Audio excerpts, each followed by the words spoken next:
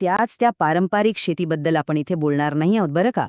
तर आपण एका अत्यंत यशस्वी, शाश्वत आणि एकदम आधुनिक अशा शेती मॉडेलची सफर करणार आहोत.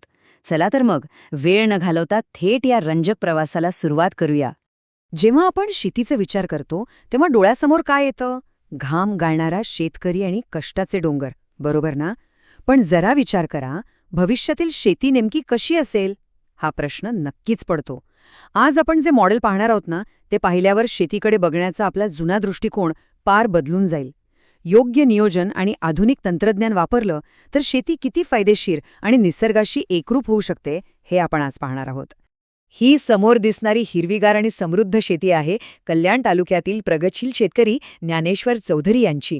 खरं तर हे त्यांच्या अथक परिश्रमाचं आणि स्थानिक कृषी अधिकाऱ्यांसोबत केलेल्या उत्तम समन्वयाचं एक जिवंत उदाहरण आहे. तालुका कृषी अधिकारी कल्याण यांच्या मार्गदर्शनाखाली त्यांनी आपल्या शेतात जे आमूलाग्र बदल घडवून आणलेत ना, ते खरोखरच कौतुकास्पद आहेत.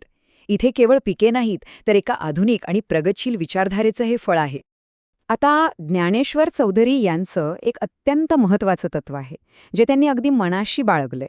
त्यांचा असा ध्यास आहे की प्रत्येकाने आपल्या जमिनीची, आपल्या मातीची अगदी जीवापाड काळजी घेतलीच पाहिजे.